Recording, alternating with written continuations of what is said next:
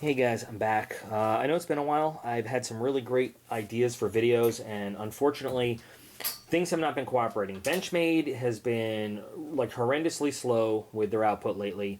Their new 757 and the 5400 was supposed to be out already. My orders have been in for months, so I really wanted to do like the unboxing and mini reviews for that, and it's just not happening. They're also pretty slow on the custom side of the house. I'm not blaming them. I understand they got a lot of stuff to do, but we're still going to do that Benchmade Griptilian Blade Steel Challenge as soon as I get all the custom knives delivered. So anyway, last time we did a video, you had a contest, a giveaway. Logan Harbo, I don't know if I've heard from you. If you messaged me through the YouTube system, chances are that email never got to me. I really want to get this to you. You know, you want it. It's yours. Please send me an email directly to docp91b@gmail, docp91b@gmail, so I can get your information and get this sent out to you. It's still here waiting for you. I haven't forgotten about you. So if you kind of never got in touch with me, please do. If you sent it through YouTube, their new messaging system I hate, and I don't get notifications on it, and I don't even know I have messages. So just email me through Gmail, and we'll get this out to you. Okay, Aiden? Yeah? Okay. All right. So in the last giveaway, I asked a question, which was, what do you want to see me do on the channel? And I got some great ideas, some really great comments, and I'm going to do pretty much every single one of those videos sooner or later. I love them. So thanks, guys, for participating there. One of the ideas I got through a message, though, and not a comment posted, was you talk a lot about the high-end knives, and you're really good at showing those and you know, talking about those. Can you show us some more lower-cost knives for those who, you know, don't want to spend the money on the high-cost ones or just don't have the money to spend? You know, what are the good, in my humble Doc P opinion, what are the good lower-end knives, you know, good value for the money and everything? And I think that's a great idea. Now, I love to carry my fancy knives around. I do believe that, you know, when it comes to those high-end knives, you definitely get what you pay for. So this has been one of my new EDC favorites, the Skinner, and I kind of personalized it with some blue hardware on there. I really like the jade and blue.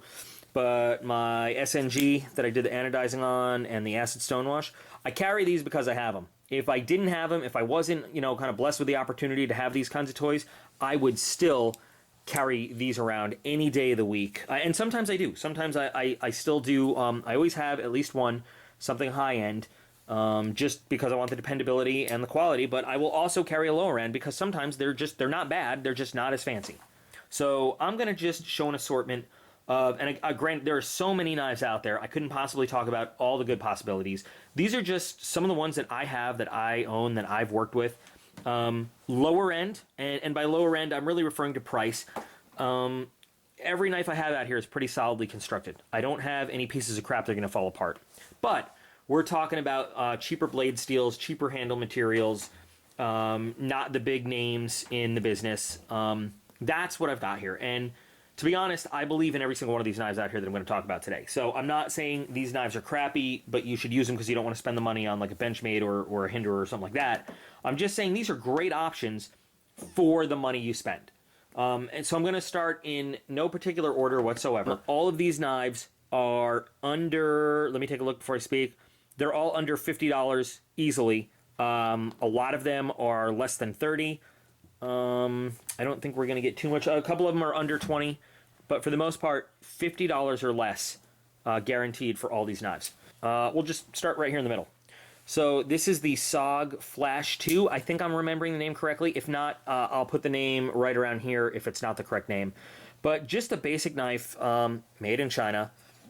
If you just want a solid pocket knife to carry around, though, this is pretty good. It's got a clip point blade, steel frame, lock back, not my favorite design, but you know, it's pretty solid. The metal frame extends from the G10 scales a little bit, so you can use this as a window breaker if you want. It feels pretty good in the hand. It's dependable. There's no blade play in it. It comes out of the box fairly sharp. I did a little work on this blade, and I've carried this on a deployment, as a matter of fact. So I can attest to the fact that in the field, in rough conditions, it works. This thumb stud right here is adjustable.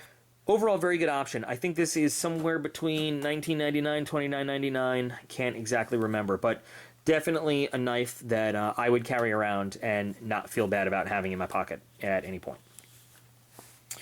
Next, let's look at the Coast XF350. I've talked a lot about this knife. Okay, this is the personal one that I have kind of pimped out a little bit. So I did the lightning pattern, kind of electric shock glow beneath the G10 on this one. Really like the way that this came out. I put a jade scale on here and did an acid stone wash on the blade, but that's all I've done to this knife. It is standard pretty much everything else. Oh yeah, I also did the clip with the acid stone wash. But I mean, here's just the standard XF350 as it comes out of the package. Really nice textured G10 grip over there. Steel, not titanium frame, but you know, that's what you can expect. I want to say it's probably 8 or 9 CR13 steel. I don't know if you can tell over here, skeletonized liners even, you know, so some good quality going into this knife. And it is solid. I've carried this one around plenty of times. And I've recommended it to a lot of people, a lot of my troops who didn't have a lot of money to shell out for a good knife.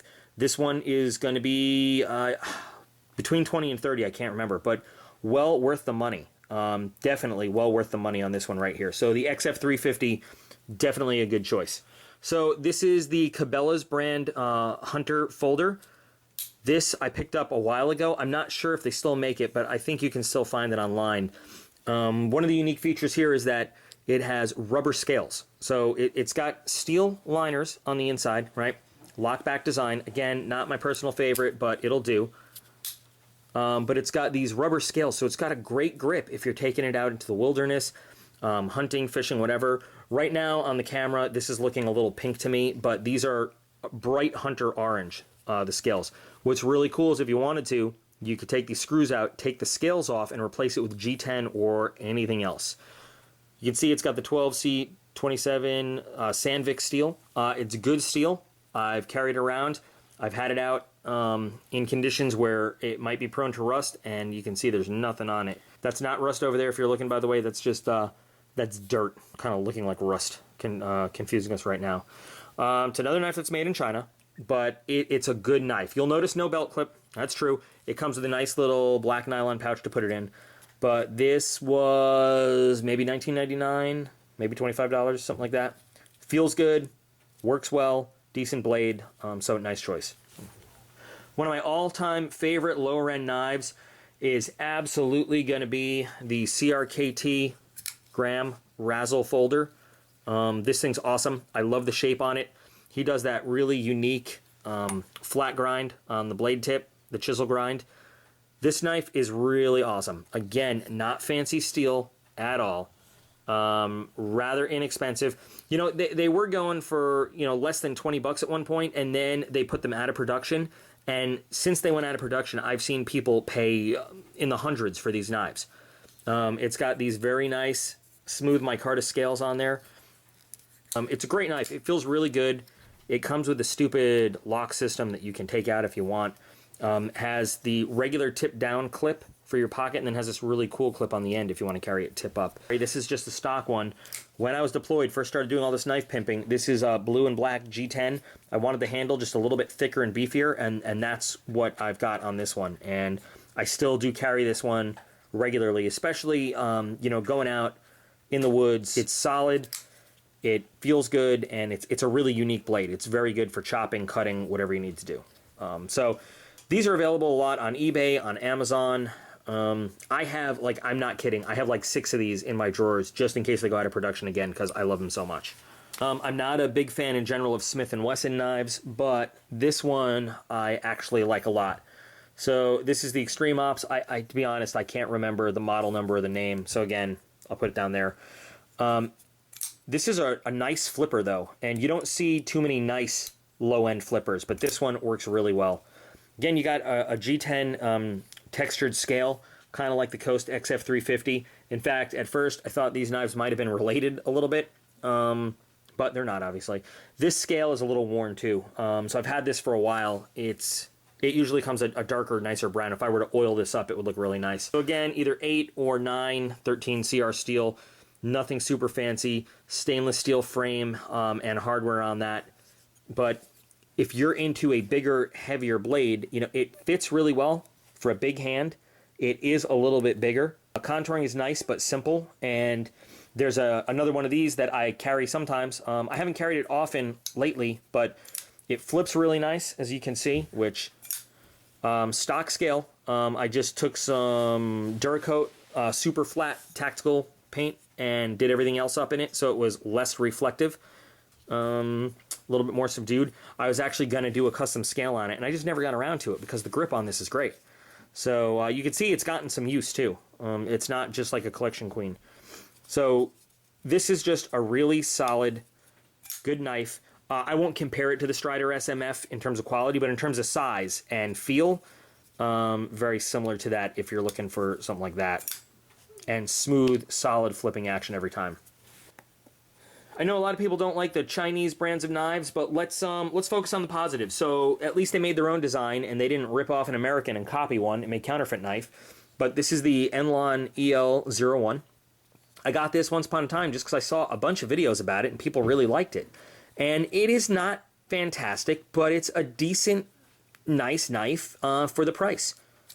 It's a flipper, and you can see it no thumb studs whatsoever, but it's a good solid flipper. It has some nice action. Good luck getting that off. You're going to need a special tool. So I've never actually taken this apart to do any kind of lubrication or cleaning or anything. This is the original grease it came with, the original setting, and it's still really good. Comes out of the package fairly sharp, could be a little bit better. Says right there it's 8CR13, G10 scales, nice stainless steel liners, decent clip. It's not too tight, not too loose, it fits pretty well.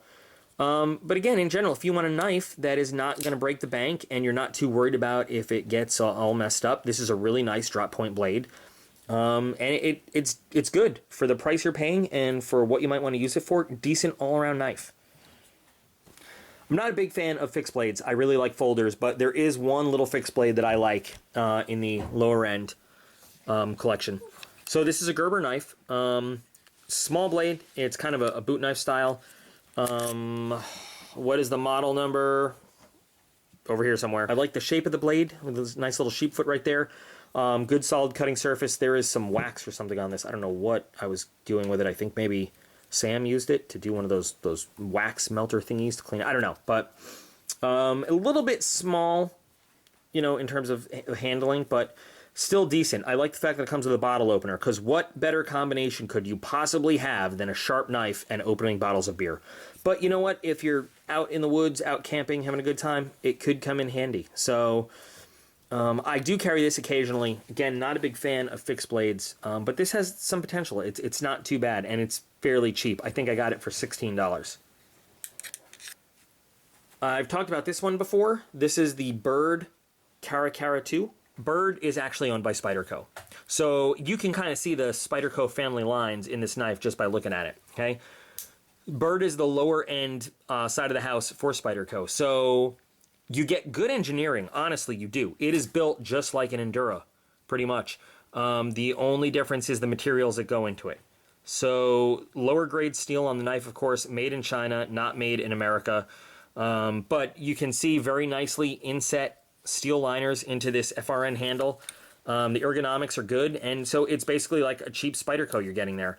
Bird has a lot of different designs. It's very smooth, and for the money you're paying, if you don't want to pay, you know, the $50 for an Endura or $60 for an Endura, you can go ahead and pay the 19 or 20 bucks for the Bird Cara 2, and it's almost as good. Very, very similar look and feel. So I've carried this around on a deployment just to see what it was all about, and I was not disappointed. The good old Ontario Rat 1. Mine has some centering issues, but I don't have a stock one to show you. I just have my personal one, the one that I did some work on when I was in the desert with green and black G10.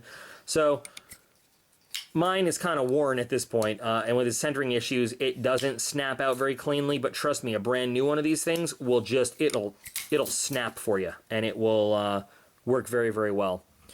So AUS 8 steel. This is kind of the odd bird of all this. Most of this is going to be 8, 9 CR13. We have the one in 12 C27, but AUS 8, this is a little bit different. I know a lot of people that don't like AUS 8 steel, but I don't have a problem with it. The blade on this comes super razor sharp right out of the package. Ergonomics on this, I mean, it's a Rat 1. It's around. You don't really need a lesson on the Rat 1. It's a great knife. I think it's going to run you about $30, give or take. You might be able to find it a little bit cheaper in places, and they do come with the black-coated blades. I really love the Rat 1. I don't know why I don't have more of them. It's a really nice, good all-purpose lower end folding knife. So I'm really happy about this. I probably am going to get another one now. Jeff Hall, one of my favorite knife designers in the world. He has a few different designs licensed with Meyerco. Meyerco takes these awesome Jeff Hall designs and puts them in a much more affordable package. So this one is the, does it say? I don't think it does. So look over here for the name. But this is the Jeff Hall design put out by Meyerco. I love the blade shape on this. We are looking at 9 CR13 steel. I remember that pretty much. Again, made in China. Most of these are made in China. In addition to the shape of the blade, which I love, this one originally was a spring assist, and I took the spring out because when you take care of it and keep it well oiled, you don't even need the spring. It is beautiful. The action on this, you'd think you bought like a knife from the original Jeff Hall collection. Really beautiful blade there, semi-serrated. It has these cool aluminum inserts in with the G10. I guess they'd rather be inlays. So if you were going to get this pimped out, you'd have a lot of cool options. You could do one solid scale. You could follow the lines of the inlays here, or you could just do your own design based on the screw placement over there. I really, really like this knife. The only complaint I have is that it's tip down carry only. I'd rather have tip up. But this is a really nice knife for the package. Again, can't remember what I got it for. $29.99, $39.99, something like that. Either way, I've carried this a lot. And I've actually gotten a lot of compliments on it from guys who know their stuff, who know knives. So fully knowing it's a Meyerco lower end knife, it's just so sweet. It opens so cleanly. It feels so good. Such a nice design. The blade is awesome. Even the knife guys who like the higher end stuff like this one. This is just one example, by the way. Meyerco has some real crap knives, honestly, but it has a lot of really nice designs by famous designers. So definitely check them out. Another knife I really, really like. This is a Utilitac 2. To be honest, I don't remember who makes this. I want to say maybe it's an Ontario Knives.